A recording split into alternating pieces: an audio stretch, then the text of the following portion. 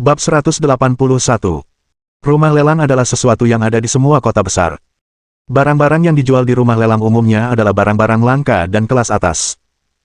Tentu saja, melalui lelang, harga barang yang terjual juga akan jauh lebih tinggi daripada harga pasar. Lelang di kota Cloud Margin akan diadakan sebulan sekali.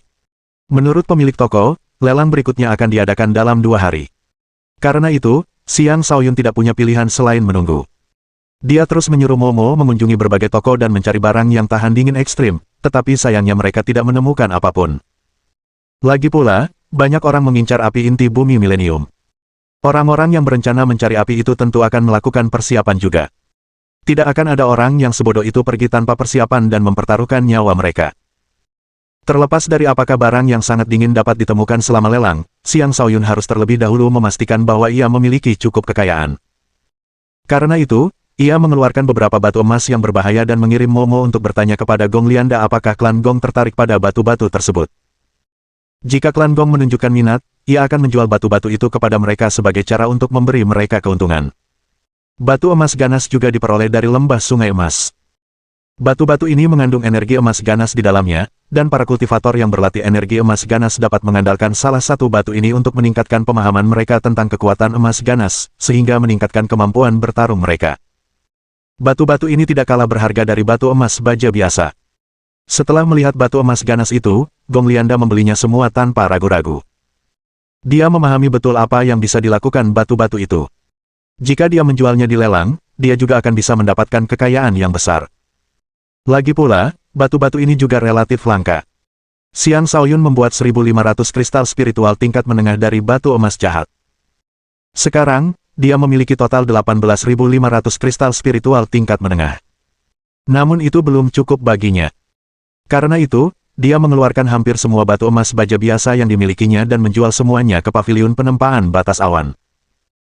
Kali ini, dia menjual tidak kurang dari 1.000 kati batu baja emas dan membuat lebih dari 10.000 kristal spiritual tingkat menengah, meningkatkan kekayaannya menjadi sekitar 30.000 kristal spiritual tingkat menengah, yang membuatnya lebih kaya daripada beberapa kultivator alam raja biasa. Itu adalah jumlah kekayaan yang tidak akan pernah bisa didapatkan oleh klan-klan yang lebih kecil. Itulah keuntungan mengumpulkan sejumlah besar material. Setelah menjual semua batu, ruang besar kosong di lautan kosmos astral Xiang Shaoyun. Dia sangat senang dengan hasilnya. 2 hari berlalu begitu cepat. Hari ini, Xiang Shaoyun tiba di rumah lelang bersama Momo. Lelang itu juga dianggap sebagai bisnis paviliun batas awan, dan sejumlah besar kultivator telah datang untuk ikut serta.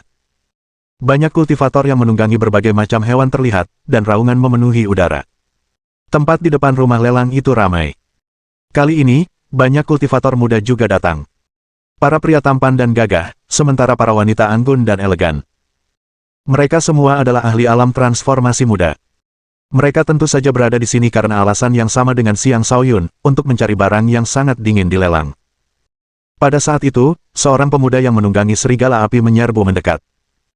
Ia memancarkan aura yang mengerikan, dan kedatangannya yang terburu-buru menyebabkan para kultivator di dekatnya berhamburan panik. Pemuda itu sangat tampan, mengenakan baju zirah merah menyala dengan tombak merah menyala yang tergantung di punggungnya. Seluruh tubuhnya tampak seperti matahari yang menyilaukan. Penampilannya menyebabkan kegemparan di antara para kultivator di dekatnya. Itu Xie Sanqian. Dia juga ada di sini. Dia luar biasa dalam hal kultivasi. Ya, dia seorang jenius dengan fisik bintang 6, mampu bertarung melawan mereka yang berada di atas tingkat kultivasinya. Konon, dia akan memasuki alam raja sebelum berusia 30 tahun. Tujuannya di lelang ini cukup jelas.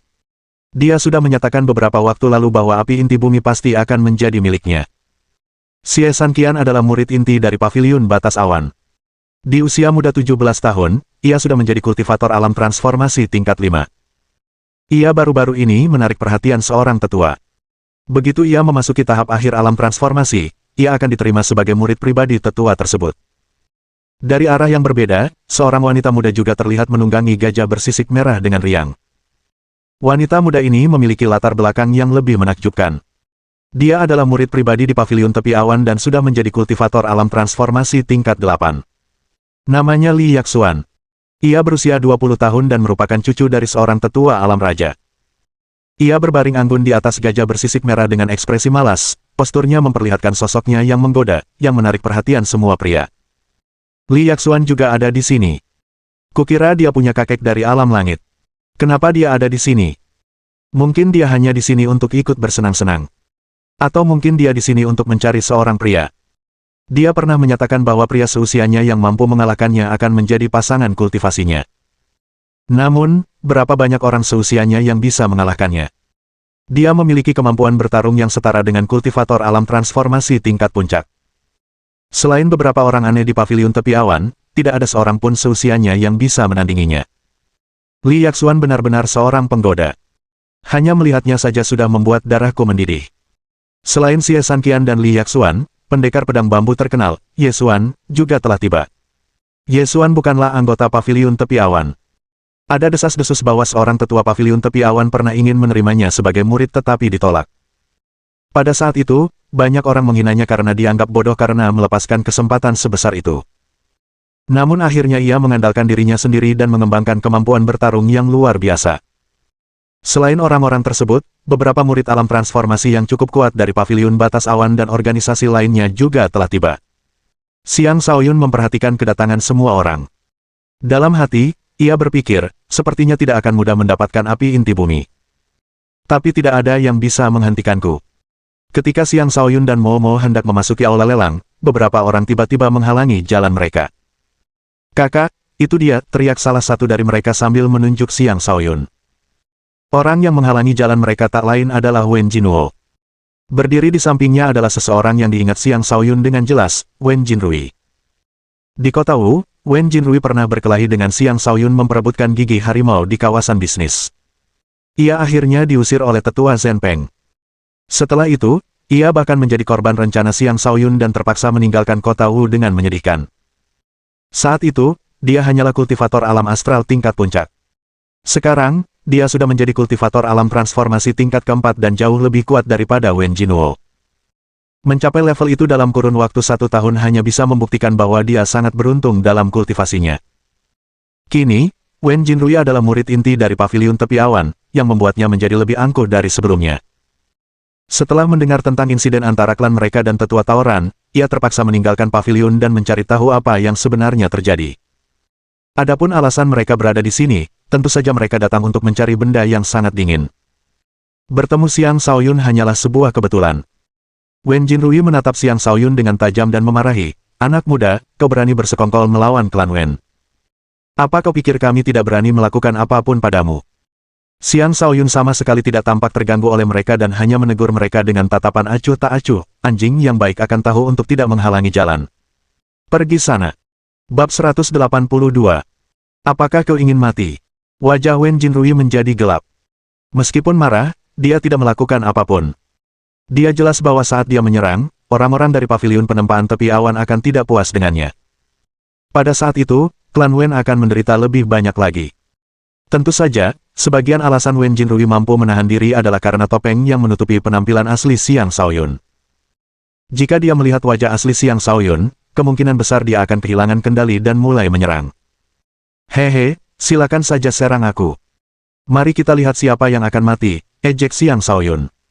"Kau sombong, tapi aku menolak percaya kau akan tinggal di kota ini selamanya.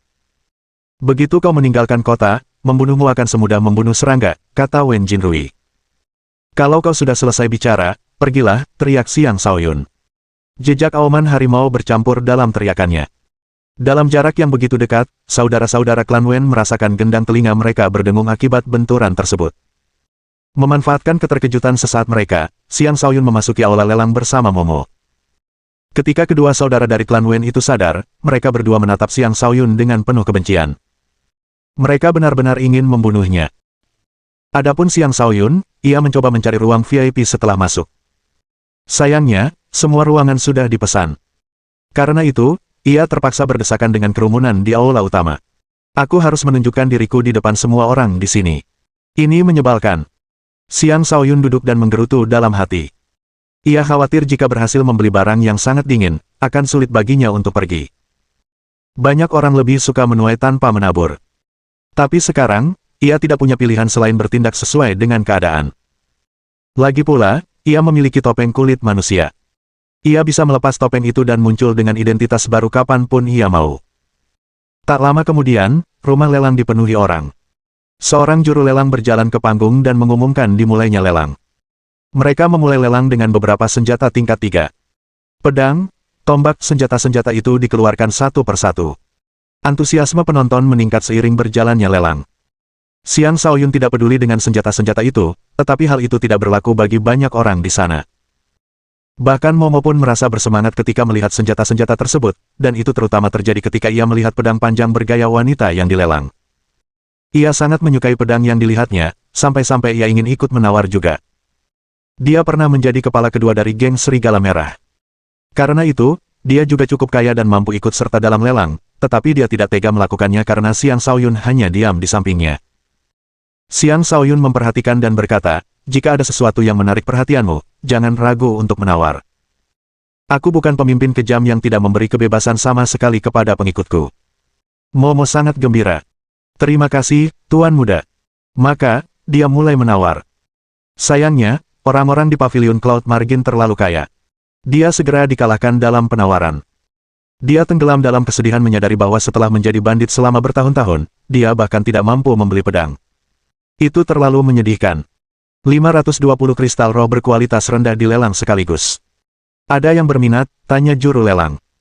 520 kristal roh berkualitas rendah diproses 2 kali. Xiang Shaoyun melirik Momo yang ragu-ragu sebelum berkata, 600 kristal spiritual tingkat rendah. Kenaikan harga terlalu besar. Akibatnya, semua penawar lain menyerah. Lagi pula, senjata tingkat 3 umumnya tidak akan bernilai lebih dari 500 kristal roh tingkat rendah. Membayar 100 kristal roh tingkat rendah di atas harga pasar tidak sepadan bagi banyak orang.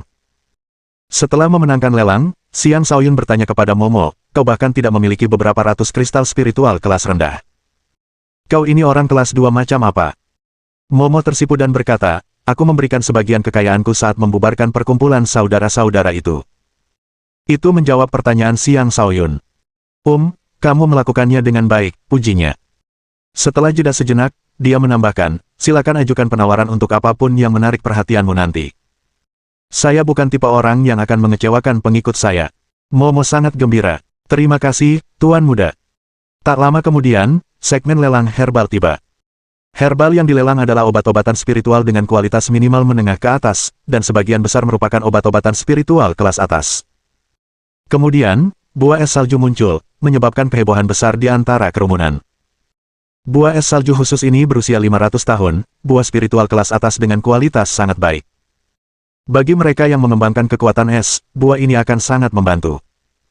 Pada saat yang sama, buah ini dapat menciptakan energi es, memberikan ketahanan terhadap api biasa. Harga awal buah ini adalah 300 kristal spiritual kelas rendah. Setiap kenaikan harga tidak boleh kurang dari 10 kristal spiritual kelas rendah, kata juru lelang. Terbaring tenang di dalam wadah giok dengan energi embun beku yang berulang kali keluar darinya, buah es salju itu tampak sangat menggoda. Buah es salju ini milikku, 400 kristal roh kelas rendah, seseorang langsung mengajukan penawarannya. Mimpi saja. Saya menawar 450 kristal roh berkualitas rendah. Saya menawar 500 kristal roh berkualitas rendah. Seketika itu, harganya meroket. Tak lama kemudian, harganya mencapai 700 kristal spiritual kelas rendah, jauh melampaui harga obat spiritual kelas atas biasa. Lagi pula, ramuan spiritual kelas rendah biasa hanya bernilai beberapa kristal spiritual kelas rendah dan tidak akan melebihi 20 kristal spiritual kelas rendah. Sedangkan untuk ramuan spiritual kelas menengah, biasanya bernilai antara 100 hingga 200 kristal spiritual kelas rendah, sementara ramuan spiritual kelas atas bernilai sekitar 300 hingga 500 kristal spiritual. Namun sekarang, harga yang ditawarkan untuk buah ini telah melampaui harga rata-rata sekitar 200 kristal spiritual kelas rendah. Pada saat itu, seorang pemuda berbaju zirah merah menyala berteriak, 750 kristal spiritual tingkat rendah dariku, Xie Sanqian. Jika semua orang bisa membantuku dan mengizinkanku memiliki buah ini, aku akan selalu mengingatnya. Dia adalah Xie Sanqian, si jenius muda yang tidak mau kehilangan kesempatan mendapatkan buah itu. Banyak orang berhenti menawar, tidak mau berebut buah itu dengannya. Namun Xiang Shaoyun pun demikian, tidak mau kehilangan kesempatan mendapatkan buah itu. Mengumpulkan sebanyak mungkin barang-barang yang sangat dingin tentu tidak akan merugikan. Xiang Shaoyun mengajukan tawarannya dengan acuh tak acuh, 1000 kristal spiritual kelas rendah. Begitu dia mengajukan tawarannya, dia merasakan tatapan tajam Xie Sanqian tertuju padanya. Xiang Shaoyun membalas tatapan Xie Sanqian dan memberinya senyum yang sama sekali tidak peduli. Di mata Xie Sanqian, senyum itu adalah provokasi. Xie Sanqian mendengus dingin dan menaikkan tawarannya. Xiang Shaoyun tidak menunjukkan rasa takut dan juga menaikkan tawarannya. Kali ini, dia menaikkannya sebesar 100 kristal spiritual tingkat rendah, menunjukkan kemurahan hati yang melampaui Xie Sanqian. 1.300 kristal spiritual kelas rendah, teriak Xie Sanqian. Itu adalah jumlah maksimal yang bersedia dia bayarkan. Pada titik ini, harganya sudah sedikit melebihi anggarannya. Dia masih harus menyisihkan sebagian dananya untuk barang-barang yang akan dilelang selanjutnya, seandainya ada barang yang diinginkannya muncul kemudian. 1.500 kristal spiritual kelas rendah. Xiang Shaoyun menaikkan tawarannya, tetap tenang seperti biasanya, menyebabkan banyak orang memandangnya dengan pandangan baru. Siapa sebenarnya orang ini? Dia sama sekali tidak menghormati Xie Sanqian. Dari penampilannya, dia juga terlihat sangat kaya. Dia tampak asing. Apakah dia dari luar kota? Kalau tidak, dia tidak akan sebodoh itu sampai memprovokasi Xie Sanqian. Mungkin dia juga punya penyokong. Tapi itu tidak penting. Saat dia berada di Cloud Margin City, meskipun dia seekor naga atau harimau, dia harus tunduk dengan patuh. Lihat saja. Ini tidak ada hubungannya dengan kita. Meskipun buah es salju adalah buah yang sangat baik, buah itu tetap tidak cukup baik untuk melawan api inti bumi. Bab 183. Xie Sanqian tidak melanjutkan menaikkan tawarannya. Dia hanya memberikan tatapan tajam kepada Xiang Shaoyun dan mengingatnya. Wen Jinrui tiba-tiba ikut campur, 1.600 kristal spiritual tingkat rendah dariku. Xiang Shaoyun melirik Wen Jinrui, dan Wen Jinrui memberinya jari tengah secara provokatif, sangat mengganggu Xiang Shaoyun. 1.700 kristal spiritual kelas rendah, kata Xiang Shaoyun. Wen Jinrui terus menaikkan tawarannya, 1.700 kristal spiritual kelas rendah. 1.900 kristal spirit berkualitas rendah.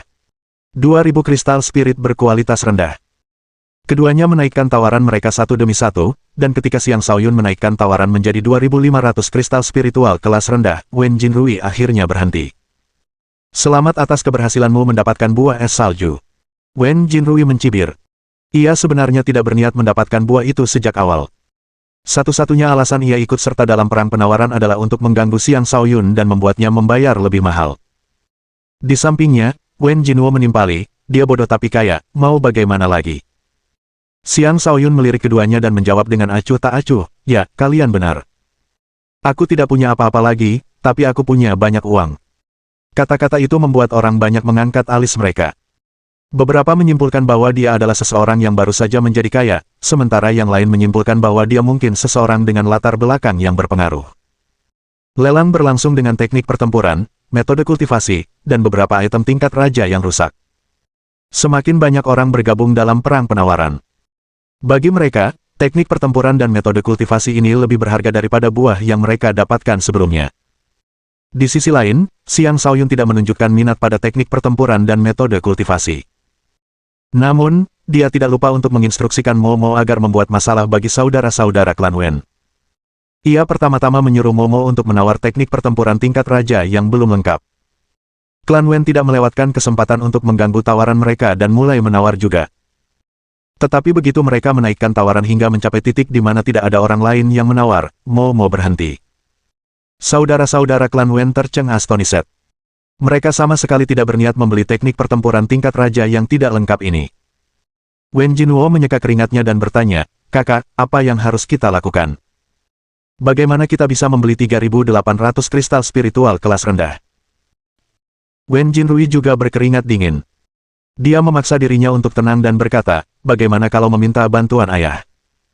Baginya, 3.800 kristal spiritual tingkat rendah bukanlah apa-apa. Tetapi tanpa membayar, mereka bahkan tidak akan membiarkan kita pergi, jawab Wen Jinrui dengan wajah cemberut. Mereka merasa seperti telah mengangkat batu besar hanya untuk kemudian membenturkannya ke kaki mereka sendiri. Xiang Shaoyun melihat perubahan ekspresi mereka dari jauh dan tersenyum. Mencoba merencanakan sesuatu melawan tuan muda ini. Kalian tidak cukup hebat. Waktu berlalu, dan akhirnya, mereka sampai di akhir lelang. Akhirnya tiba saatnya bagi balai lelang untuk mengeluarkan harta karun terbaik yang mereka miliki untuk dilelang.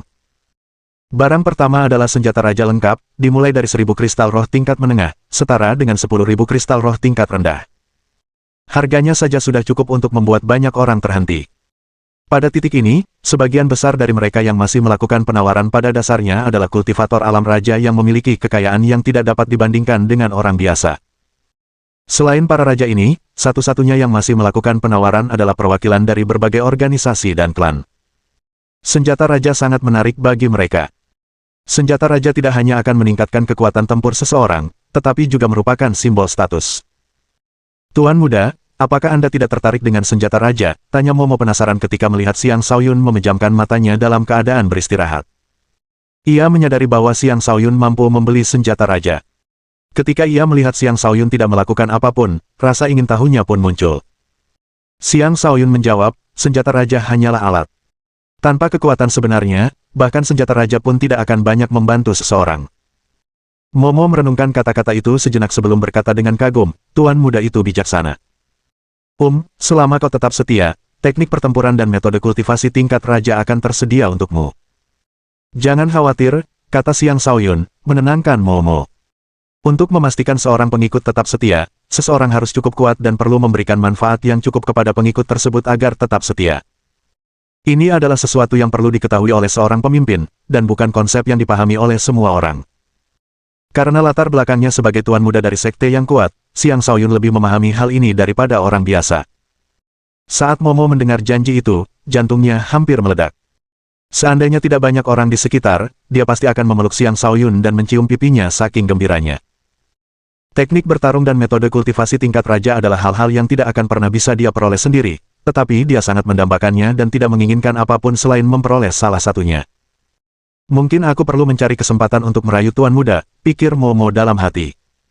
Setelah dua senjata raja dilelang, sebuah obat raja pun dilelang. Karena antusiasme penonton sudah mencapai puncaknya, perang penawaran menjadi semakin gila. Itu adalah obat yang luar biasa. Itu adalah sesuatu yang didambakan oleh semua kultivator alam raja, dan itu adalah sesuatu yang sangat sulit untuk diperoleh. Kehadiran salah satu benda itu di sini untuk dilelang sudah menjadi bukti kekayaan paviliun tepi awan. Setelah dua obat raja dilelang, sebuah benda yang sangat dingin yang membuat semua kultivator alam transformasi menjadi gila muncul, batu bintang dingin. Batu bintang dingin adalah batu langka yang hanya akan muncul di lokasi yang sangat dingin. Memegang batu itu di tangan akan langsung mengubah seseorang menjadi patung es, itu adalah harta karun tertinggi bagi mereka yang mengolah kekuatan es. Ini dia. Mata Xiang Shaoyun berbinar. Batu Cold Star mampu menahan kobaran api yang paling ekstrim. Batu ini akan menjadi alat terbaik yang bisa dimiliki seseorang saat mendekati api inti bumi. Harga awal batu Cold Star ini adalah 1.500 kristal roh kelas menengah. Harganya sama sekali tidak murah. 2.000 kristal spiritual tingkat menengah. Batu ini milikku, Ye Xuan, kata Ye Xuan yang selama ini tetap diam. Selain dia, banyak murid inti paviliun batas awan dan bahkan murid pribadi pun mulai ikut menawar. Selain itu, beberapa klan juga bergabung dalam penawaran. Semua orang tahu bahwa dengan batu bintang dingin, mereka akan memiliki kesempatan untuk mendekati api inti bumi. Dengan itu, mereka akan memiliki kesempatan untuk menaklukkan api inti bumi. Oleh karena itu, terlepas dari harganya, semua orang ingin mendapatkan batu bintang dingin. Setelah beberapa saat, harganya mencapai 3.000 kristal roh tingkat menengah. Itu adalah harga yang sangat tinggi, tetapi banyak orang masih menawar dengan gila-gilaan. Aku menawarkan 3.500 kristal roh tingkat menengah, suara Li Yaxuan terdengar lantang. Suara lain terdengar dari ruang VIP yang berbeda, 3.600 kristal roh kelas menengah dari saya. Xie Sanqian juga mengajukan penawarannya, 3.700 kristal spiritual tingkat menengah dari saya. Pada titik ini, setiap kenaikan harga sekitar 100 kristal roh kelas menengah. Tidak ada lagi yang menaikkan harga secara besar-besaran. Lagi pula, mereka menawar dengan kristal roh kelas menengah, bukan kristal roh kelas rendah. Tidak semua orang mampu menghabiskan kristal roh kelas menengah begitu saja. Ketika harga mencapai sekitar 4.000 kristal roh kelas menengah, jumlah penawar mulai menurun. Tawaran terakhir diberikan oleh seseorang yang tidak dikenal dari dalam ruang VIP. Tekadnya untuk mendapatkan batu itu terlihat jelas bagi semua orang. Harga itu bahkan memaksa Xie Sanqian untuk menyerah. Di sisi lain, Ye Xuan masih mengajukan penawaran, menyebabkan banyak orang melihatnya dari sudut pandang yang berbeda. Banyak orang di sini tahu bahwa klan Ye hanyalah klan kecil. Kapan mereka menjadi begitu kaya? Mereka langsung menyimpulkan bahwa Ye Xuan pasti menyembunyikan rahasia besar. Ketika harga mencapai 4.500 kristal spiritual tingkat menengah, Li Yaxuan pun terpaksa berhenti. Harga itu sudah jauh melampaui harga pasar sebenarnya dari batu bintang dingin. Tepat ketika semua orang perlahan berhenti menawar, sebuah suara malas tiba-tiba terdengar, 5.000 kristal roh kelas menengah. Bab 184. Penawar baru itu tak lain adalah Xiang Shaoyun. Dia telah menunggu semua orang selesai menawar sebelum ikut serta. Waktunya sangat tepat. Setelah berbicara, dia menarik perhatian semua orang. Semua orang mulai bertanya-tanya siapa sebenarnya pria yang tampak biasa ini sehingga bisa begitu kaya. Mereka teringat bagaimana pria itu sebelumnya mengatakan bahwa dia memiliki banyak uang. Sepertinya dia sama sekali tidak bercanda ketika mengatakan itu. Dia pasti membuat semua kristal spiritual itu dari hasil menjual batu emas baja berkualitas tinggi, kata Wen Jinwo kepada saudaranya dengan tatapan iri. Dia tidak bisa terus bersikap sombong untuk waktu lama. Sebentar lagi, semua yang dia miliki akan menjadi milik kita, kata Wen Jinrui sambil menyipitkan mata. Li Yaxuan, Xie Sanqian, dan Ye Xuan juga mulai memperhatikan Xiang Shaoyun. Mereka dapat merasakan bahwa Xiang Shaoyun tidak merasa terlalu kuat. Di sisi lain, wanita muda di samping Xiang Shaoyun lebih menarik perhatian mereka. Sebuah suara terdengar dari ruang VIP, 5.100 kristal roh kelas menengah. Xiang Shaoyun menjawab tanpa ragu-ragu, 6.000 kristal spiritual tingkat menengah. Tindakannya menaikkan tawaran sebesar 900 kristal roh kelas menengah sekaligus menimbulkan kegemparan. Siapa sebenarnya orang itu? Apakah dia bodoh? Mengapa dia menaikkan penawaran dengan kenaikan sebesar itu? Kurasa dia sangat kaya sehingga tidak punya tempat untuk menghabiskan kristal spiritualnya. Itulah sebabnya dia menggunakan kristal spiritual itu dengan sangat boros. Tidak, jika dia bisa mendapatkan batu bintang dingin dan kemudian api inti bumi melalui kristal roh ini, itu akan sangat berharga. Namun, mendapatkan api inti bumi sama sekali tidak akan mudah. Teruslah mengamati. Anak itu mungkin memiliki latar belakang yang kuat sehingga ia bertindak begitu tanpa rasa takut. Xiang Shaoyun sama sekali tidak peduli apa yang dipikirkan orang-orang tentang dirinya. Di matanya, kristal spiritual hanyalah mata uang yang bisa dibelanjakan. Setelah membelanjakannya, dia selalu bisa mendapatkan lebih banyak. Adapun batu bintang dingin, itu sangat langka, dan mungkin satu-satunya yang bisa dia dapatkan saat ini. Karena itu, dia tidak bisa melewatkannya. Tuan muda ini baru saja menawarkan 6.000 kristal roh tingkat menengah. Ada tawaran lain, tanya juru lelang dengan penuh semangat. Ia hanya berharap bisa melelang batu bintang dingin itu seharga sekitar 4.500 kristal roh tingkat menengah. Anehnya, hari ini muncul tawaran yang sangat tinggi. 7.000 kristal roh kelas menengah. Jika Anda bisa menawarkan lebih banyak, saya akan menyerah, kata orang di ruang VIP setelah hening sejenak. Tentu. 7.100 kristal spiritual tingkat menengah. Terima kasih, Xiang Shaoyun tersenyum. Setelah mendengarkan tawaran terakhir Xiang Shaoyun, semua orang menghela napas lega dan berpikir bahwa orang itu masih waras. Jika Xiang Shaoyun bersikeras menaikkan harga sebesar 1.000 kristal spiritual tingkat menengah lagi, mereka mungkin akan menjadi gila karenanya. Xiang Shaoyun berhasil memenangkan lelang, tetapi transaksi sebenarnya baru akan dilakukan setelah lelang berakhir. Perjalanan ini ternyata sepadan, pikir Xiang Shaoyun dengan gembira. Baiklah. Mari kita lanjutkan ke barang terakhir kita, umumkan juru lelang sebelum memberi isyarat kepada para karyawan untuk mengeluarkan sebuah barang. Saat barang itu muncul, domain jiwa neter di kepala Xiang Shaoyun tiba-tiba bereaksi. Ia menjadi sangat bersemangat hingga hampir keluar dari kepalanya. Apa itu? Xiang Shaoyun langsung menjadi serius. Kemudian juru lelang menyingkirkan kain hitam yang menutupi barang tersebut, memperlihatkan sebuah barang yang terbungkus dalam kotak kristal. Itu adalah ikat kepala yang tampak kasar dengan bentuk naga melingkar. Pada lingkaran ikat kepala itu, terlihat potongan-potongan yang mirip sisik naga. Dua kepala naga yang mengaum menghubungkan kedua ujung ikat kepala tersebut. Naga-naga itu tampak sangat hidup, seolah-olah sedang berebut mutiara. Sepertinya ada sesuatu yang hilang dari mutiara di antara dua kepala naga, yang kemungkinan besar merupakan bagian terpenting dari ikat kepala itu. Tanpa itu, ikat kepala tersebut tampak sangat biasa, seperti ornamen biasa. Semua orang bingung ketika melihat ikat kepala yang telah kehilangan kekuatan yang seharusnya dimilikinya. Ini adalah barang yang diperoleh dari tanah terlarang kuno. Meskipun sekarang terlihat sama sekali tidak berharga, apakah ada yang tertarik untuk mencari tahu apakah ada rahasia yang tersembunyi di dalamnya, tanya juru lelang. Sebagian orang merasa tersentuh ketika mendengar pernyataan itu. Tanah terlarang kuno adalah tempat yang sangat berbahaya yang hanya dapat dimasuki oleh mereka yang berada di puncak alam raja dan seterusnya. Apakah barang dari tempat itu akan menjadi barang biasa? Semua orang akan penasaran, dan mereka semua sekarang menginginkan kesempatan untuk mempelajari ikat kepala itu dengan saksama. Pada saat itu, juru lelang berbicara lagi, tentu saja, Anda tidak perlu takut investasi ini akan merugi. Ikat kepala ini setidaknya merupakan perlengkapan raja, dan memakainya akan melindungi kepala Anda dari serangan senjata raja. Baiklah kalau begitu.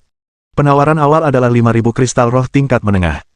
Setiap kenaikan tidak boleh kurang dari 500 kristal roh tingkat menengah. Kali ini, tidak ada seorang pun yang langsung mengajukan tawaran dengan tidak sabar setelah juru lelang selesai memperkenalkan barang tersebut. Mereka semua tahu bahwa barang itu pasti bukan barang biasa. Pavilion Cloud Margin kemungkinan besar telah mempelajarinya secara mendalam. Mereka mungkin tidak menemukan apapun jika mereka benar-benar melelang barang seberharga ini. Tidak ada seorang pun di sini yang bodoh. Karena itu, mereka ragu-ragu. Bahkan setelah sekian lama, tidak ada yang mengatakan apapun. Juru lelang menjadi agak gugup melihat hal itu. Ini adalah ikat kepala kuno. Apakah tidak ada di antara kalian yang tertarik? Mungkin ada rahasia besar yang tersembunyi di dalamnya. Jika kalian melewatkannya, kalian tidak akan mendapatkan kesempatan kedua, kata juru lelang. Seseorang berkata, jika itu benar-benar barang bagus, mengapa Cloud Margin Pavilion melelangnya? Kurasa itu mungkin tidak berharga. Setelah seseorang memimpin, yang lain mulai menyuarakan sentimen yang sama. Ya, harga penawaran awal 5.000 kristal roh kelas menengah untuk barang seperti ini terlalu mahal. Bagaimana kalau 3.000 kristal roh kelas menengah? Jika itu harganya, saya tidak keberatan membayarnya. Anggap saja itu biaya penelitian. Benar sekali. Benda ini sudah terbukti tidak berguna. Seberapa kuat pun benda itu, jika sudah kehabisan energi, tidak akan ada gunanya. Bagaimana mungkin benda seperti itu bisa melindungi kepala seseorang? Itu jelas bohong. Meskipun Cloud Margin Pavilion tidak dapat mengungkap rahasia benda ini, bukan berarti tidak ada orang lain yang bisa. Tapi harganya terlalu mahal. Lupakan saja, ayo pergi. Aku tak percaya aku menunggu begitu lama hanya untuk hal seperti ini. Sebagian dari mereka mulai pergi. Juru lelang tersenyum getir, tak tahu lagi harus berkata apa. Lagi pula, ia sendiri menyadari bahwa terlepas dari asal-usul barang tersebut, setelah kehilangan fungsinya, barang itu kini tak berguna. Saat itu, Xiang Shaoyun berkata dengan acuh tak acuh, aku menawarkan 5.000 kristal spiritual tingkat menengah. Aku tidak keberatan menggunakannya hanya sebagai hiasan kepala. Lagi pula, itu memang terlihat cukup modis. Juru lelang hampir terhuyung dan jatuh ke tanah. Menghabiskan 5.000 kristal roh kelas menengah untuk hiasan kepala. Itu kata-kata yang sangat sombong. Orang-orang yang masih berada di aula lelang memandang Xiang Shaoyun dengan ekspresi yang rumit. Beberapa iri, beberapa mencibir, beberapa penuh kebencian, tetapi tidak ada yang berebut ikat kepala itu dengannya. Juru lelang menghela napas lega karena berhasil melelang barang terakhir. Jika gagal melelangnya, dialah yang akan menanggung akibatnya. Begitu Xiang Shaoyun mendengar konfirmasi bahwa tawarannya berhasil, dia menghela napas lega dan berpikir, untungnya aku berhasil meminta Momo untuk sedikit menggoda orang banyak.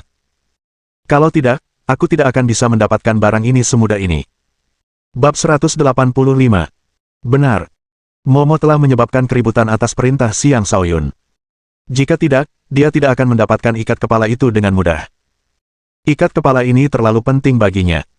Dia harus mendapatkannya tanpa mempedulikan harganya. Mendapatkannya dengan mudah merupakan kejutan yang menyenangkan. Saat itu, orang-orang yang telah membeli sesuatu dari lelang mulai berbaris untuk menyelesaikan transaksi. Xiang Shaoyun membiarkan yang lain berjalan duluan dan menjadi orang terakhir yang berjalan. Dia mendapati bahwa dua orang lain berdiri di samping.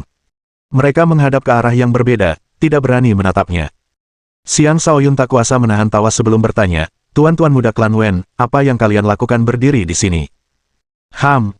Mereka sungguh berani mengajukan penawaran tanpa memiliki uang untuk mendukungnya. Jika bukan karena menghormati klan Wen, kami pasti sudah membunuh mereka seketika, kata seseorang dengan dingin. Kita hanya lupa uangnya.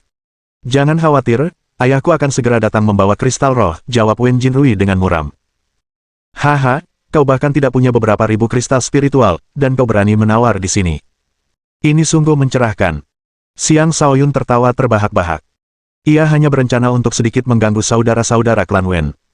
Ia sama sekali tidak menyangka bahwa mereka begitu istimewa, datang ke lelang tanpa membawa cukup kristal roh. Ia merasa sangat senang ketika melihat mereka menderita seperti ini.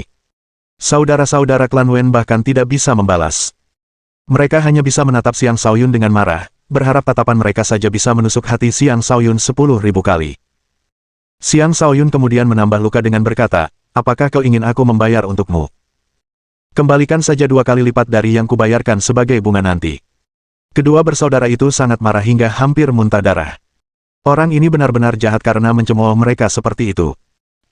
Xiang Shaoyun mengabaikan mereka dan mengeluarkan setumpuk besar kristal spiritual untuk membayar barang-barang yang dibelinya. Dia telah menghabiskan lebih dari 10.000 kristal spiritual secara total. Di mata banyak orang, itu adalah jumlah uang yang besar. Bahkan beberapa kultivator alam raja lebih miskin darinya. Hal itu menyebabkan saudara-saudara klan Wen dipenuhi rasa iri. Seorang juru lelang melangkah maju dan tersenyum, bagaimana saya harus menyapa tuan muda ini? Xiang Shaoyun menjawab, saya Tuan Xiang. Tuan Xiang. Nama yang bagus. Nama yang cerdas. Juru lelang tersenyum. Ia berhenti sejenak dan berkata, ini kartu VIP. Di masa mendatang, setiap kali Anda berpartisipasi dalam lelang kami, Anda berhak mendapatkan ruang VIP. Kami juga dapat membantu mencari semua barang yang Anda butuhkan. Jika barang yang Anda minta kami beli cukup berharga, kami bahkan dapat memberi Anda diskon khusus untuk biayanya. Mendengar itu membuat saudara-saudara klan Wen semakin iri. Kartu VIP bukanlah sesuatu yang bisa didapatkan sembarang orang. Umumnya, kartu itu hanya diberikan kepada orang-orang dari organisasi yang berpengaruh dan para ahli alam raja yang telah terkenal. Orang lain tidak akan bisa mendapatkannya dengan mudah. Alasan utama juru lelang ini menawarkan kartu itu kepada Xiang Shaoyun adalah karena mereka telah melakukan penyelidikan terhadap Xiang Shaoyun. Menurut penyelidikan mereka, Xiang Shaoyun memiliki material kelas kaisar dan pernah berdagang dengan paviliun penempaan tepi awan sebelumnya. Itu saja sudah cukup untuk mendapatkan rasa hormat dari juru lelang. Terlebih lagi, ketika Xiang Shaoyun mengajukan penawarannya, dia benar-benar tenang, bahkan acuh tak acuh. Itu adalah temperamen yang tidak akan pernah dimiliki orang biasa. Itulah mengapa juru lelang ini memutuskan untuk memberinya kartu VIP. Xiang Shaoyun sama sekali tidak terkejut. Ia dengan tenang menerima kartu itu dan berkata, terima kasih. Tuan Muda Xiang, sebagai pemegang kartu VIP kami, Anda sekarang dapat menyewa orang-orang kami untuk bekerja sebagai pengawal Anda. Juru lelang bertanya, apakah Anda tertarik? Xiang Shaoyun kini menjadi pemilik buah es salju, batu bintang dingin, dan ikat kepala. Masing-masing barang itu sangat didambakan banyak orang. Begitu dia meninggalkan rumah lelang, dia akan diikuti. Itulah sebabnya juru lelang bertanya apakah dia menginginkan pengamanan. Xiang Shaoyun berbicara sebelum juru lelang selesai, terima kasih atas tawarannya, tetapi saya tidak membutuhkan layanan keamanan. Setelah mengatakan itu, dia menyimpan barang-barang yang dibelinya dan pergi bersama Momo. Juru lelang terdiam sejenak sebelum berpikir dalam hati, sepertinya identitas tuan muda ini sama sekali tidak sederhana. Saat Xiang Shaoyun keluar dari rumah lelang bersama Momo, dia bisa merasakan beberapa tatapan tajam tertuju padanya. Jelas sekali orang-orang ini semua memandanginya seperti domba yang akan disembelih. Mereka semua menginginkan untuk menyembelih domba gemuk ini. Namun, tak seorang pun dari mereka berani menjadi yang pertama menyerang. Lagi pula, menciptakan kekacauan di kota dilarang. Pada saat ini, Xie Sanqian datang menyerbu dengan serigala api dan menghalangi jalan Xiang Shaoyun. Dia mengarahkan tombaknya ke Xiang Shaoyun dan berteriak, serahkan batu bintang dingin itu. Harus diakui bahwa Xie Sanqian memang terlalu berani. Dia dengan tanpa takut melakukan perampokan di siang bolong. Tetapi mereka yang mengenal Xie Sanqian akan tahu bahwa dia selalu menjadi orang yang lugas dan terus terang. Karena dia mendapat dukungan dari seorang tetua paviliun batas awan, tidak banyak orang yang akan mudah menyinggung perasaannya. Kurang ajar. Momo melangkah maju dan memarahi. Sebagai pengikut, dia harus berbagi beban Xiang Shaoyun. Minggir dari jalanku, teriak Xie Sanqian dingin. Tepat setelah dia berteriak, serigala apinya menerkam ke depan.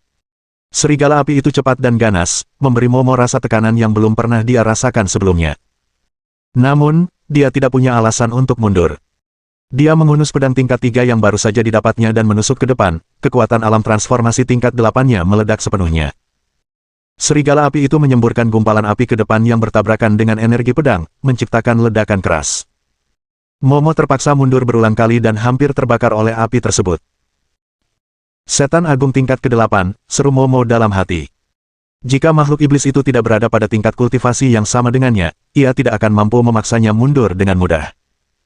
Sebelum dia sempat bereaksi, serigala api itu melesat maju lagi dan mencakarnya dengan cakar tajamnya. Momo mengayunkan pedangnya berulang kali namun tidak mampu melukai serigala api itu. Sebaliknya, dia terpaksa berguling untuk menghindari serangan yang datang. Momo, kembalilah, kata Xiang Shaoyun. Xie Sanqian menghentikan serigala itu menyerang dan menatap Xiang Shaoyun dengan dingin. Jika kau tahu apa yang terbaik untukmu, serahkan batu bintang dingin itu. Jika tidak, kau tidak akan bisa meninggalkan tempat ini. Sebelum Xiang Shaoyun sempat berkata apapun, suara Ye Xuan terdengar, aku juga menginginkan batu bintang dingin itu. Xie Sanqian melirik Ye Xuan dan berkata, Ye Xuan, jangan keluar dan mempermalukan dirimu sendiri.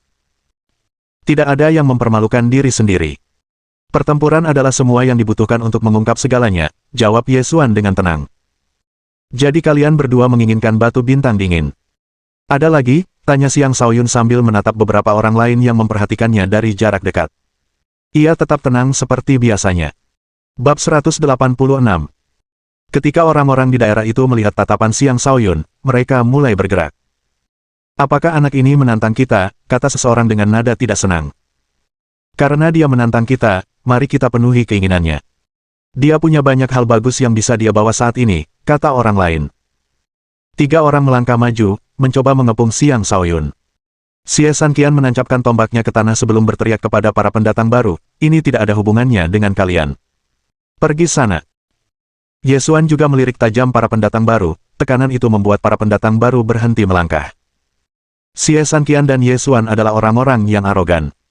Bagaimana mungkin mereka membiarkan orang lain ikut serta? Ketiga pendatang baru itu sedikit ragu sebelum mundur. Dari segi kekuatan dan latar belakang, tak satu pun dari mereka yang bisa dibandingkan dengan 2 orang di hadapan mereka. Karena itu, akan bijaksana bagi mereka untuk tidak menyinggung perasaan kedua orang tersebut. Xiang Shaoyun tersenyum dan berkata, jadi, kalian berdua akan menyerangku bersama-sama. Kau terlalu sombong. Setelah aku memenggal kepalamu, kau akan merasakan akibat dari ketidaktaatanmu padaku, kata Xie Sanqian, yang memiliki temperamen yang gegabah. Kemudian dia menyerbu maju dengan menunggangi serigala apinya.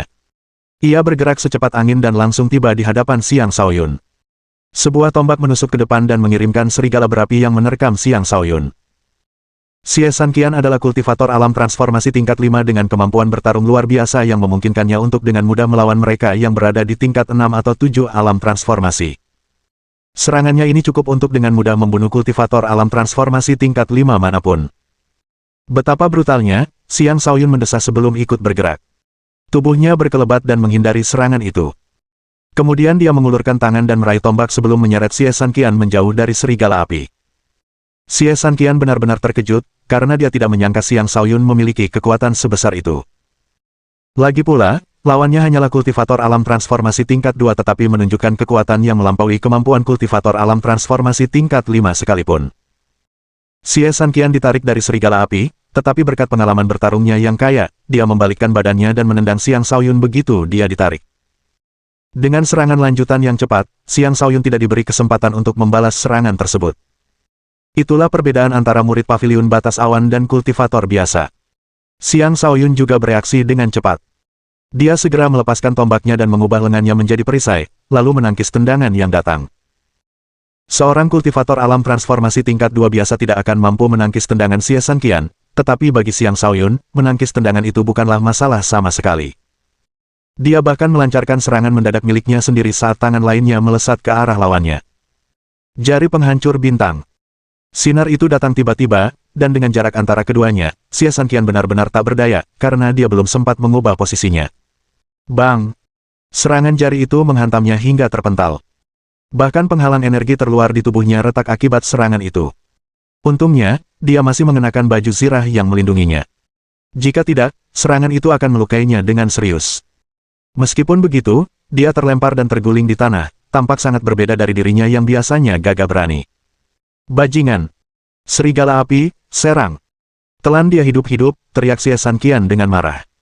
Sejak mulai berkultivasi, dia belum pernah mengalami kekalahan di tangan seseorang dengan tingkat kultivasi yang lebih rendah.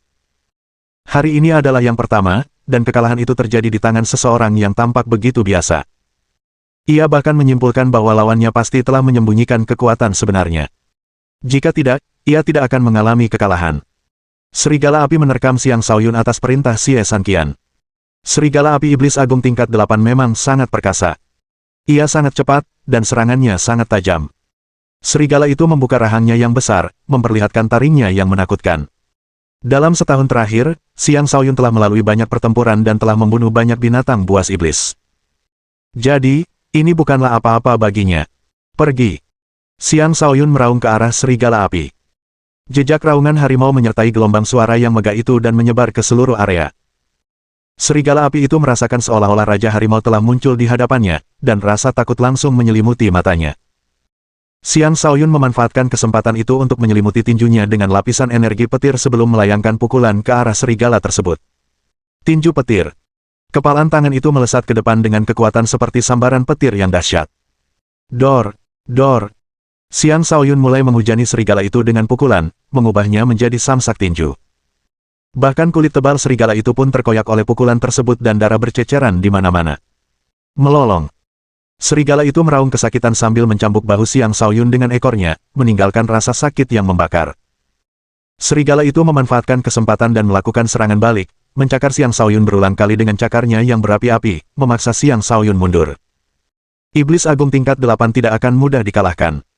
Serigala itu kemudian menyemburkan api dari mulutnya, mengirimkan gelombang api dahsyat yang membakar sekitarnya. Menggunakan 9 langkah neter milik Overlord, Xiang Shaoyun nyaris berhasil menghindari serangan api sebelum bergerak ke sisi serigala. Di sana, kedua tinjunya melesat ke depan. Kepalan tangan helix emas.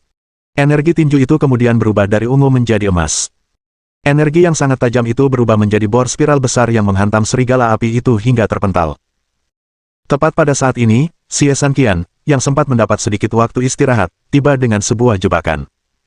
Momo ingin menghentikan penyergapan itu, tetapi dia terpaksa mengawasi Ye Xuan sebagai gantinya. Bagaimanapun, dia yakin bahwa tuan mudanya pasti mampu mengatasi penyergapan Xie Sanqian. Saat Xie Sanqian menyerang, dia berubah menjadi bola api raksasa yang menghantam Xiang Shaoyun dengan kekuatan yang setara dengan seseorang di alam transformasi tingkat 7. Ini adalah seorang jenius dari paviliun batas awan, yang mampu bertarung melawan mereka yang memiliki tingkat kultivasi 2 tingkat di atasnya.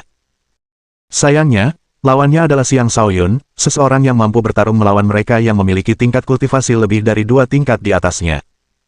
Dengan demikian, kekalahan Xie Sanqian sudah dipastikan bahkan sebelum pertarungan dimulai.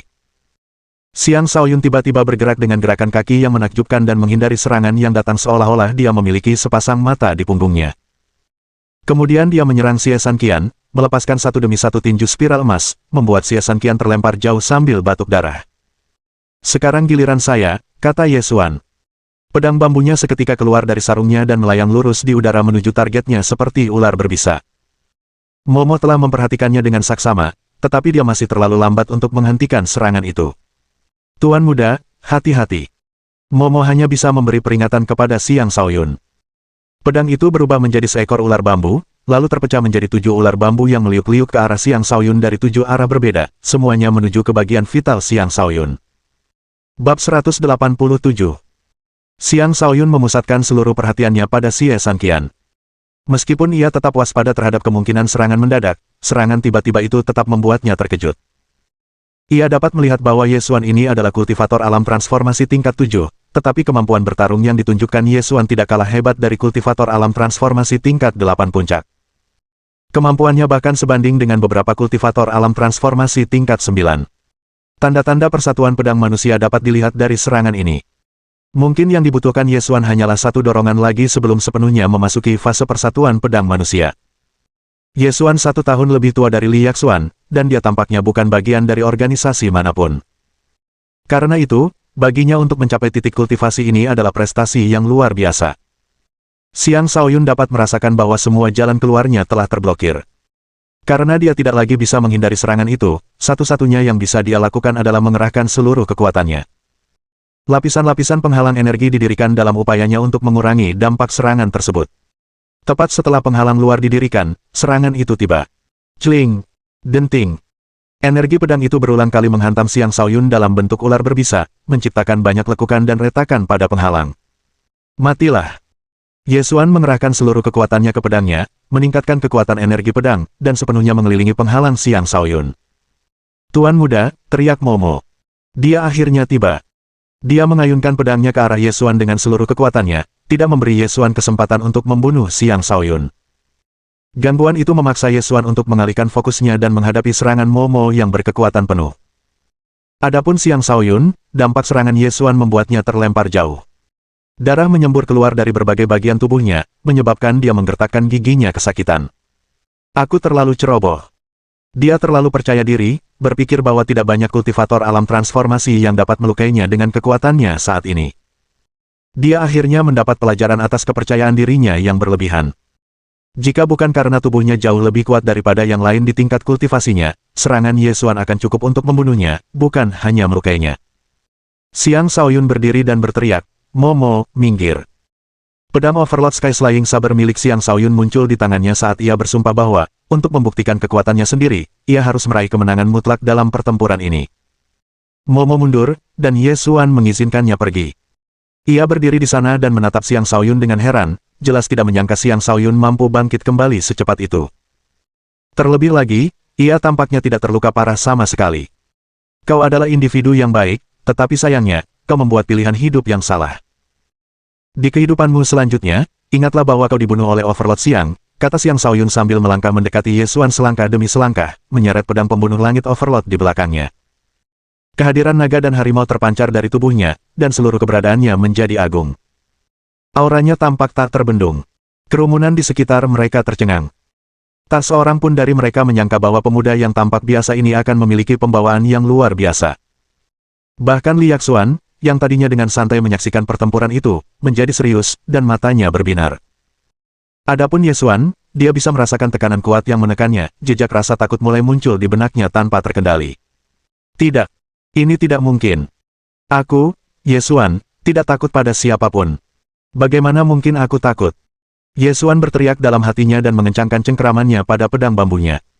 Dia mengerahkan seluruh kekuatannya dan menyerang Xiang Shaoyun sekali lagi. Ular bambu pemakan 1000. Sejumlah besar ular bambu muncul entah dari mana. Mereka semua membuka rahang lebar-lebar, menciptakan pemandangan yang sangat menakutkan. Ini adalah teknik pertempuran tingkat raja sejati dan jauh lebih kuat daripada serangan Ye Xuan sebelumnya. Cukup kuat untuk melawan kultivator alam transformasi tingkat 9 manapun. Serangan seperti ini jelas termasuk yang terkuat di seluruh alam transformasi. Ini adalah serangan yang Ye Xuan putuskan untuk gunakan setelah bertekad untuk menghabisi Xiang Shaoyun. Tidak jauh dari situ, Xie Sanqian yang terluka merasakan kekuatan serangan itu dan berteriak dalam hati, Ye Xuan ternyata sekuat itu. Sebaiknya dia menyingkirkan orang itu. Sudah sangat lama sejak Xie Sanqian terakhir kali merasakan kekalahan. Karena itu, dia tidak tahan membayangkan Xiang Shaoyun tetap hidup. Tepat ketika Xiang Shaoyun sepenuhnya diliputi serangan itu, dia bergerak. Dia mengayunkan pedangnya dengan santai, pedang itu bergerak dengan kecepatan yang luar biasa cepat. Energi pedang itu hanya muncul di pandangan semua orang selama sepersekian detik sebelum menghilang. Ular-ular bambu yang jumlahnya banyak itu langsung terbelah oleh tebasan tersebut, tak satu pun dari mereka yang selamat tanpa luka. Pemandangan satu tebasan untuk membunuh 1000 ular terbentang di depan semua orang yang hadir, menyebabkan banyak dari mereka terengah-engah karena takjub. Tidak hanya itu, Ye Xuan juga terlempar, dan sebuah luka sayatan muncul di perutnya dengan darah yang terus mengalir. Dia menekan tangannya pada luka itu, mencoba menghentikan pendarahan tetapi sia-sia. Berlutut di tanah, Ye Xuan menatap Xiang Shaoyun dengan mata terbelalak tak percaya dan berkata, ini adalah niat pedang. Dia telah mencoba memahami kesatuan pedang manusia untuk beberapa waktu, berharap suatu hari nanti dia akan berhasil memahami niat pedang. Namun, dia belum berhasil memahaminya. Sebaliknya, dia merasakan sepenuhnya bagaimana rasanya niat pedang, dan niat pedang inilah yang memberinya kilasan kesadaran dan membantunya menyadari betapa kuatnya dia setelah menguasai niat pedang. Sayangnya, dia tidak lagi memiliki kesempatan untuk menguasai niat pedang. Tebasan Xiang Shaoyun telah merenggut nyawanya. Bahkan dalam kematiannya, Ye Xuan tetap marah. Apa yang dia cari akhirnya berada dalam jangkauannya. Mati pada saat seperti ini adalah sesuatu yang tidak dapat diterima siapapun. Kematian Ye Xuan menimbulkan kehebohan besar. Tebasan itu, aku sama sekali tidak bisa melihatnya dengan jelas. Teknik pedang apa itu? Rasanya sangat menakutkan. Apakah itu teknik tingkat raja? Jika tidak, bagaimana bisa begitu dahsyat dan menghancurkan? Serangan Ye Xuan sudah sangat kuat, tetapi tidak seperti kertas di hadapan teknik pedang itu. Ye Xuan ternyata terbunuh. Dia benar-benar jenius. Aku tidak pernah menyangka dia akan meninggal di usia muda. Sungguh sia-sia. Bahkan Xie Sanqian pun mengalami kekalahan. Orang ini jelas memiliki latar belakang yang luar biasa. Mungkin dia seorang jenius dari kota lain, atau mungkin dia seseorang dari organisasi kuat yang tersembunyi. Kekuatannya sangat menakutkan. Aku punya firasat bahwa Slash mirip dengan persatuan manusia saber legendaris. Ini adalah persatuan senjata manusia. Niat pedang. Li Yaxuan berteriak dalam hati. Orang lain mungkin tidak bisa merasakannya, tetapi dia jelas bisa merasakan betapa luar biasanya tebasan itu. Itu pasti niat pedang. Bahkan Xie San Qian pun tak lagi berani bertindak gegabah. Dia melompat kembali ke atas serigala api dan segera pergi. Xiang Shaoyun ingin mengejar, tetapi dia merasakan beberapa aura menguncinya. Jika dia mengejar, dia akan menjadi sasaran semua orang itu. Aku akan mengampunimu. Jika kau berani memprovokasiku lagi, aku tidak akan menunjukkan belas kasihan, teriak Xiang Shaoyun ke arah Xie San Qian melarikan diri. Dengan mengatakan itu, dia menegaskan dominasinya dan juga memperingatkan orang lain yang masih berpikir untuk merampoknya. Bab 188.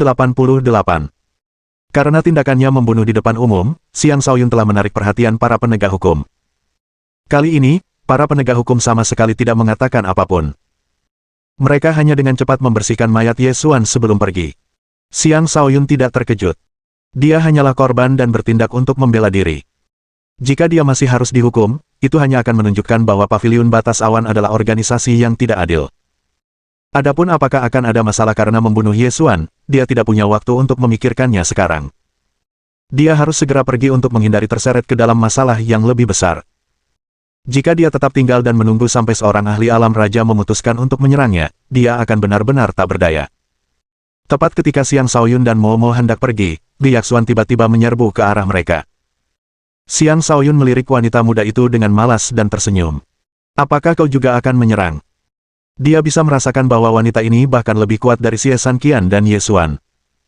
Jika dia datang untuk menyerang, dia akan menjadi lawan yang merepotkan. Karena kau telah membeli 2 item pendingin ekstrim, kau pasti mengincar api inti bumi. Aku mengusulkan kemitraan. Bagaimana menurutmu? Li Yaxuan malah menawarkan kerjasama. Orang-orang di sekitar mereka merasa iri ketika mendengar undangan Li Yaxuan. Li Yaxuan adalah seorang jenius andalan dari Paviliun Tepi Awan. Ia tidak hanya cantik, tetapi juga memiliki bakat luar biasa dalam kultivasi. Kemanapun ia pergi, ia selalu menjadi pusat perhatian. Setelah ia secara pribadi mengundang seorang pria yang tampaknya biasa saja untuk bergabung dengannya, kerumunan orang sulit menerimanya. Tanpa diduga, Xiang Shaoyun menolaknya tanpa ragu sedikit pun. Terima kasih atas tawarannya, tetapi saya tidak bekerja dengan orang asing. Setelah mengatakan itu, dia pergi bersama Momo tanpa melirik Li Yaxuan lagi. Semua orang tercengang. Orang itu benar-benar menolak undangan Li Yaxuan. Mereka menganggapnya tak termaafkan. Sebagian dari mereka memiliki keinginan untuk memberi pelajaran kepada Xiang Shaoyun, tetapi ketika mereka ingat bahwa Xiang Shaoyun baru saja membunuh Ye Xuan, mereka menekan keinginan tersebut. Li Yaxuan tampaknya tidak merasa tidak puas. Dia tersenyum dan bergumam sambil menatap punggung Xiang Shaoyun yang menjauh, sungguh pria yang menarik. Dalam perjalanan pulang, Momo bertanya kepada Xiang Shaoyun dengan rasa ingin tahu, Tuan muda, mengapa Anda menolak nona muda itu? Dia cantik dan kuat. Jika Anda bisa. Xiang Shaoyun melambaikan tangannya sebelum wanita itu selesai bicara dan berkata, jangan pernah mudah mempercayai wanita cantik. Momo bertanya, mengapa? Karena mereka terlalu pandai berbohong. Xiang Shaoyun menghela napas. Tiba-tiba, sosok anggun muncul di benaknya, dan hatinya mulai terasa sakit. Baik Xiang Shaoyun maupun Momo tiba di restoran Cloud Margin dengan lancar. Di sini mereka akan jauh lebih aman. Setelah kembali ke restoran, Xiang Shaoyun pulih dari suasana hatinya yang buruk. Pertempuran sebelumnya telah menguras banyak energinya. Serangan mendadak Ye Xuan juga menyebabkannya menderita beberapa luka dalam. Dia harus pulih terlebih dahulu sebelum melakukan hal lain. Dia merasa bahwa dia akan segera memasuki tahap ketiga alam transformasi. Sejak mencapai tahap kedua di Lembah Sungai Emas, dia telah fokus pada penguatan basis kultivasinya. Baru-baru ini dia mulai berkembang lagi. Setelah pertempuran melawan bandit serigala merah dan pertempuran sebelumnya, dia telah mencapai puncak tahap kedua. Dia bisa merasakan energi astral di dalam tubuhnya mendidih hingga auranya menjadi tidak stabil. Namun, dia tetap menekan energi itu alih-alih membiarkannya meledak. Sekarang bukanlah waktu terbaik baginya untuk melakukan terobosan. Lagi pula, dia tidak terburu-buru. Akan lebih baik jika dia terus menekan dan memperkuat basis kultivasinya untuk sementara waktu lagi sebelum melakukan terobosan. Ia sudah berkembang cukup pesat. Ia harus lebih fokus pada fondasinya, yang akan memungkinkannya melangkah lebih jauh dalam jalan kultivasinya. Setelah sedikit pulih, Xiang Shaoyun dengan tidak sabar mengeluarkan barang-barang yang telah dibelinya dari lelang. Tepat pada saat itu, alam jiwa neter di dalam kepalanya mulai bergejolak lagi. Xiang Shaoyun ingin menekannya, tetapi ketika dia merasakan dahaga yang berasal dari jiwanya sendiri, dia memutuskan untuk membiarkan alam mengambil jalannya sendiri. Sebaiknya kau bukan benda yang menyeramkan, gumam Xiang Shaoyun sambil menatap ikat kepala sederhana itu. Kemudian, ia melonggarkan kendalinya atas kesadarannya, memungkinkan domain jiwa neter untuk meluas.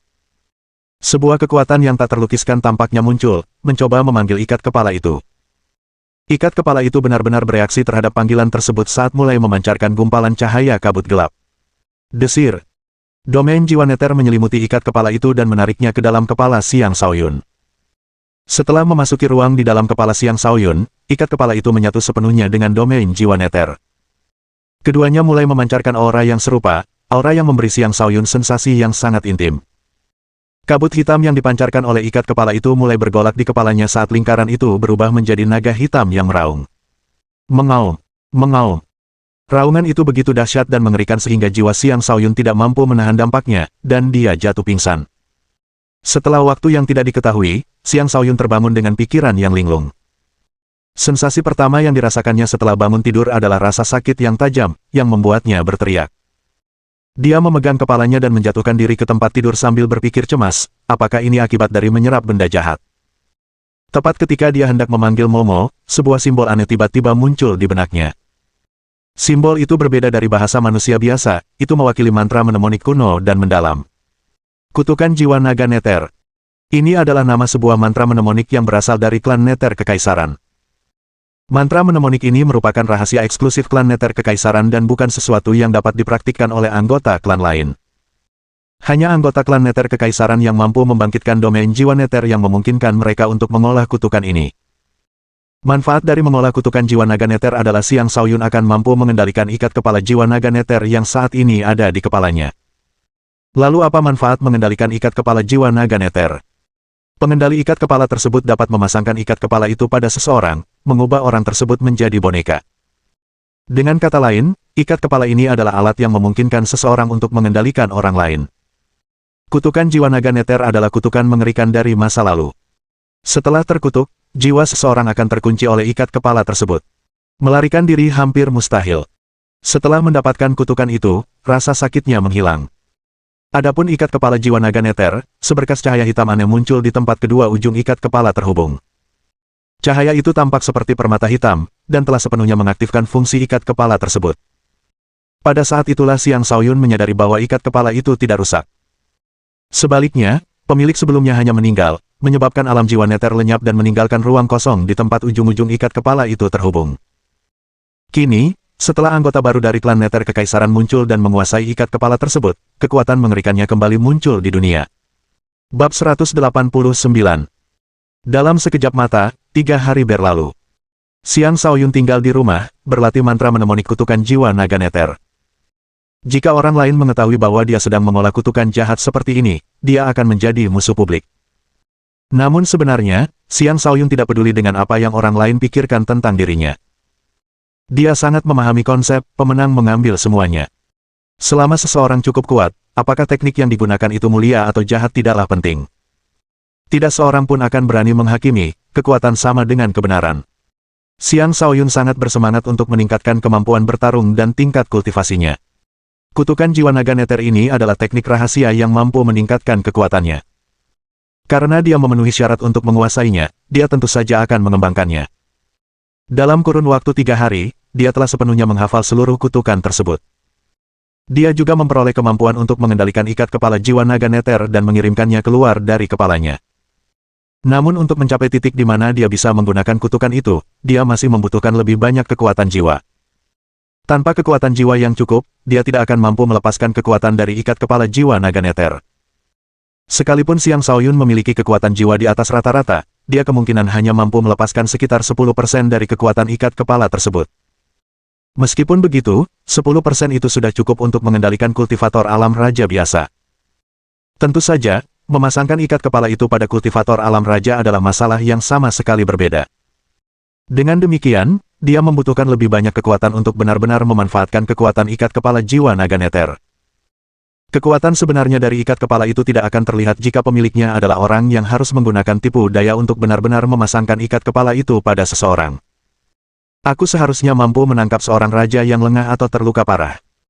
Ketika kekuatan jiwaku tumbuh di masa depan, aku akan mampu memanfaatkan kekuatan ikat kepala jiwa naga neter dan menangkap seseorang dengan paksa, Xiang Shaoyun menyimpulkan. Bagi Xiang Shaoyun saat ini, memperkuat jiwanya adalah cara tercepat untuk mulai menggunakan ikat kepala jiwa naga neter. Namun, memperkuat jiwa bukanlah hal yang mudah. Untungnya, kutukan jiwa naga neter adalah teknik yang juga dapat memperkuat jiwa, yang membuat segalanya jauh lebih mudah bagi Xiang Shaoyun. 5.000 kristal roh tingkat menengah itu benar-benar sepadan, gumam Xiang Shaoyun gembira. Pada saat yang sama, dia mulai bertanya-tanya mengapa dia memiliki domain jiwa neter. Domain jiwa neter adalah sesuatu yang tumbuh secara alami di dalam dirinya, yang hanya bisa membuktikan bahwa dia memiliki garis keturunan klan neter kekaisaran yang mengalir di nadinya. Adapun mengenai klan atau ras apa klan neter kekaisaran itu, Xiang Shaoyun sama sekali tidak tahu. Jika jiwa harimau putih tidak menyebutkan istilah itu di lembah sungai emas, dia bahkan tidak akan tahu bahwa ada klan seperti itu. Aku tahu silsilah keluargaku dengan jelas. Sepertinya garis keturunan ayahku tidak ada hubungannya dengan klan neter kekaisaran. Mungkin garis keturunan itu berasal dari pihak ibuku. Xiang Shaoyun menebak. Setelah jeda sejenak, dia menghela napas dan bergumam, sejak lahir, ayah selalu mengatakan kepadaku bahwa ibu telah meninggal.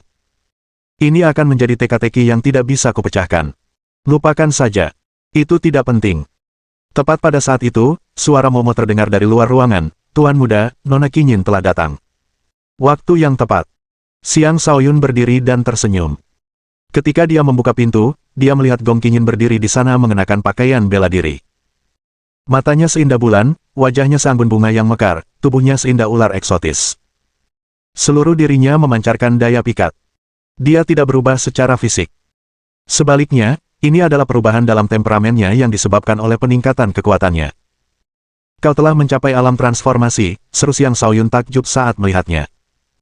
Sebelum ia memberikan cairan mata air bintang bumi kepada Gong Kinyin, ia hanyalah seorang kultivator alam astral tingkat 8.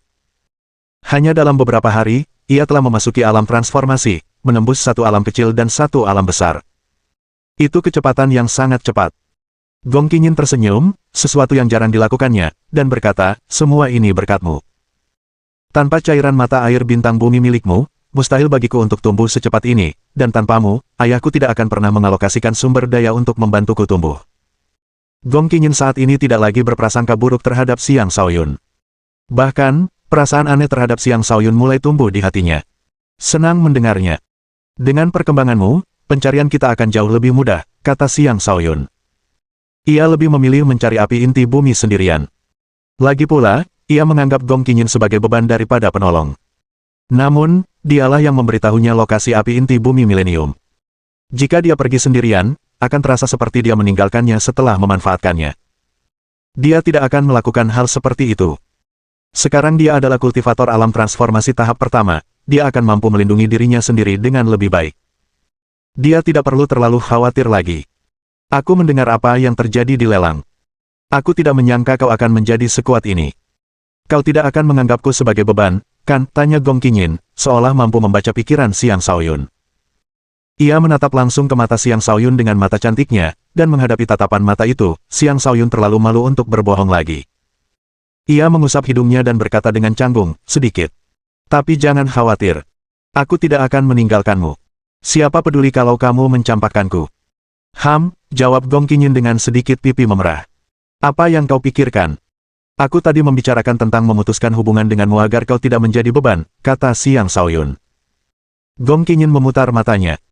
Setelah mengatur pikirannya, dia berkata dengan sungguh-sungguh, Xiang Shaoyun, aku butuh kau berjanji padaku satu hal.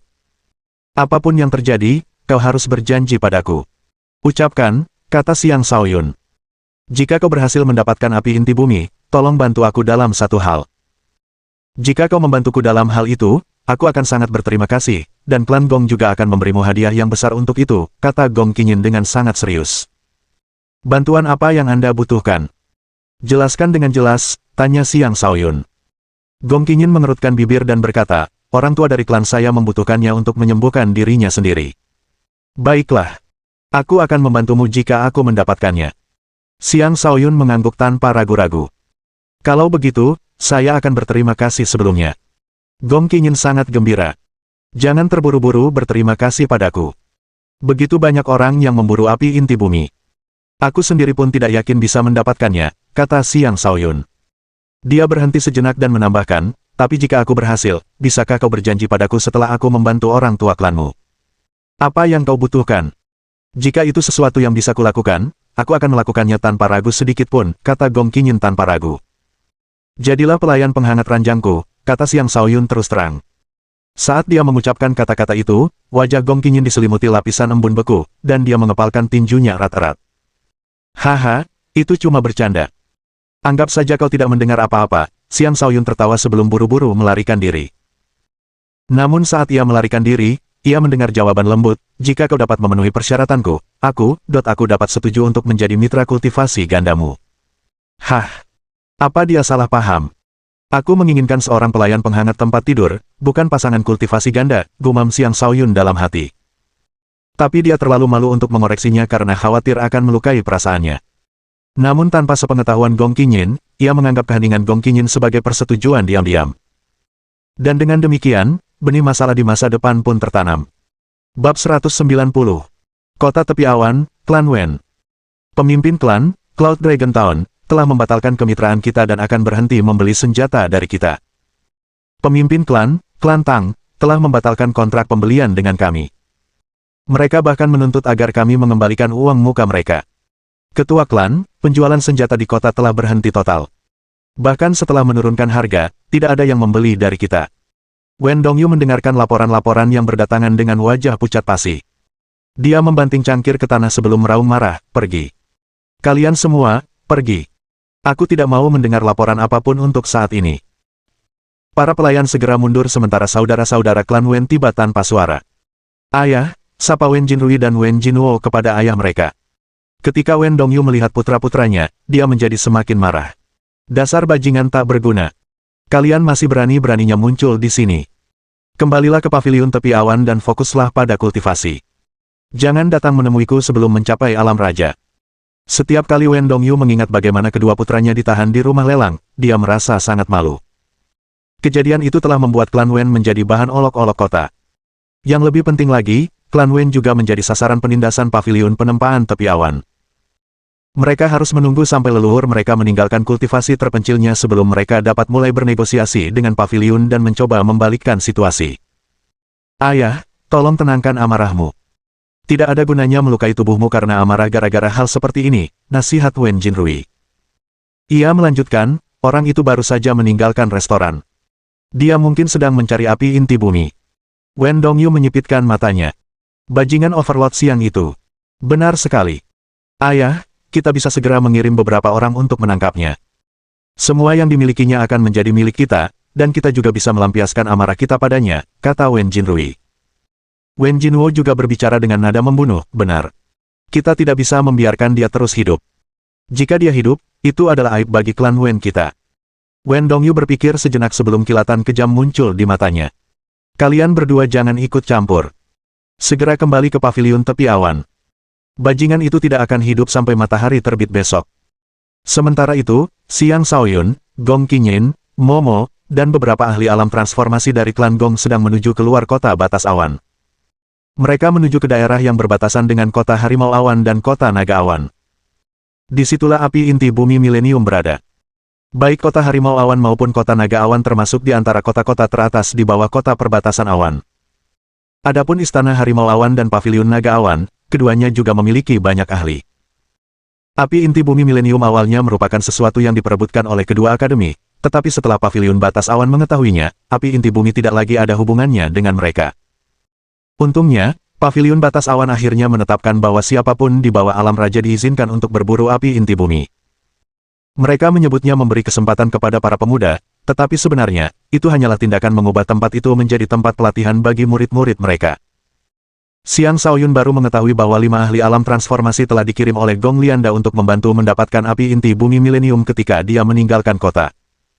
Gong Qingyin meminta maaf sambil berkata, api inti bumi milenium terlalu penting. Klan Gong kami akan mengerahkan seluruh kemampuan kami untuk mendapatkannya. Kurasa itu juga bagus. Lagipun hanya orang yang mampu yang bisa mendapatkannya, kata Xiang Shaoyun. Tidak masalah berapa banyak ahli alam transformasi yang dikirim klan Gong. Lagi pula, bahkan tanpa mereka, masih akan ada ahli alam transformasi lain yang memperebutkan api inti bumi bersamanya. Bagaimanapun, yang harus dia lakukan hanyalah berusaha sebaik mungkin. Sekitar setengah hari setelah mereka berangkat, seseorang tiba-tiba terbang ke arah mereka dari langit. "Tuan Xiang, matilah!" teriak pendatang baru itu saat ia sudah berada di udara. Seperti elang, ia menukik lurus ke arah Xiang Shaoyun. Seorang raja. Xiang Shaoyun langsung merasakan krisis yang hebat. Namun, mustahil baginya untuk menghindari serangan mendadak seorang raja. Berbagai rencana pelarian muncul di benaknya, tetapi pada akhirnya ia menyadari bahwa di hadapan kekuatan absolut, semua triknya tidak ada artinya. Meskipun begitu, dia tidak akan berdiri di sana dan menunggu kematiannya. 9 bintangnya, tulang petir, dan domain jiwa neter semuanya aktif sepenuhnya saat dia mempersiapkan diri untuk menghadapi serangan yang datang dengan kekuatan penuhnya. Tepat pada saat ini, sesosok tiba-tiba terbang dari arah yang berbeda dan melancarkan serangan ke kultivator alam raja. Gemuruh. Kultivator alam raja itu bahkan belum sempat bereaksi sebelum dia dipukul dan terlempar jauh. Tidak diketahui apakah dia selamat dari serangan itu. Xiang Shaoyun, Gong Qinyin, dan yang lainnya terkejut melihat perubahan mendadak tersebut. Sang raja langsung terpental hanya dengan satu gerakan. Itu adalah sesuatu yang tak mereka duga. Xiang Shaoyun tidak mengerti siapa orang itu. Apakah itu seseorang dari paviliun penempaan tepi awan? Atau apakah itu seseorang dari klan Gong? Keduanya tampak tidak mungkin. Dia belum begitu dekat dengan paviliun penempaan batas awan. Adapun klan Gong, tidak akan mudah bagi mereka untuk mengirim seorang ahli yang mampu membunuh kultivator alam raja secara instan. Ketika Xiang Shaoyun menoleh, dia hanya melihat sesosok tubuh melesat ke arah kultivator alam raja yang telah terlempar. Orang itu tidak kembali. Siapakah itu? Xiang Shaoyun bertanya-tanya dalam hati. Dia teringat Duoji, yang dulu melindunginya di kegelapan, tetapi dari siluet orang itu, jelas bukan Duoji. "Memang benar, kau memiliki latar belakang yang luar biasa," bisik Gong Qinyin ke telinga Xiang Shaoyun. Xiang Shaoyun tersenyum getir. "Jika kukatakan aku tidak tahu siapa dia, apakah kau akan percaya?" Gong Qinyin memutar matanya. Xiang Shaoyun tidak mau repot-repot menjelaskan dirinya. Dia berkata, "Ayo kita percepat. Setelah sampai, lebih baik kita berpisah. Aku hanya akan merepotkanmu jika kita tetap bersama. Apakah menurutmu aku akan takut menghadapi masalah?" "Apakah kau meremehkanku?" tanya Gong Qinyin. Xiang Shaoyun terdiam. Ia menyadari bahwa Gong Qinyin adalah gadis yang sangat setia. Mereka mempercepat langkah, dan orang-orang klan Gong tidak lagi berani bersikap kasar terhadap Xiang Shaoyun. Bahkan, ketika mereka memandanginya sekarang, kekaguman terlihat di mata mereka. Ketika mereka diutus oleh klan, Gong Lianda telah memberitahu mereka untuk menjaga Xiang Shaoyun sebisa mungkin. Awalnya, mereka merasa hal itu tidak dapat diterima. Lagi pula, di mata mereka, Xiang Shaoyun adalah seseorang yang tidak memiliki hubungan keluarga dengan mereka. Namun kini, mereka menyadari bahwa Xiang Shaoyun bahkan tidak membutuhkan mereka. Justru merekalah yang seharusnya berharap Xiang Shaoyun akan mengurus mereka. Setelah 2,5 hari, mereka akhirnya tiba di dekat gunung api. Tidak ada orang lain yang menghalangi jalan mereka. Dengan demikian, mereka dapat tiba dengan lancar. Yang disebut gunung api hanyalah gunung berapi yang tidak aktif yang tiba-tiba meletus, mengubah daerah di sekitar gunung berapi menjadi gurun yang terbakar. Dari kejauhan, satu-satunya yang terlihat hanyalah lautan api. Itu adalah pemandangan yang sangat menakjubkan. Tepat ketika mereka hendak melanjutkan perjalanan, sekelompok orang tiba-tiba menghalangi jalan mereka. Mohon dukungan dari omom ante-ante sekalian, buat subscribe atau sharekan novel Mimin ke Facebook kalian, agar channel Mimin bisa terus berkembang. Dengan begitu, Mimin bisa lebih semangat untuk up novel seru lain ke depannya. Buat teman-teman yang sudah subscribe dan sharekan novel Mimin, Mimin ucapkan terima kasih sebanyak-banyaknya. Sekiranya teman-teman menghadapi masalah video diputar dalam bahasa Inggris, coba tukar kepada bahasa Indonesia original melalui cara ini. Semasa mendengarkan, pencet tombol setting di atas kanan video, pilih audio track dan tukar bahasa.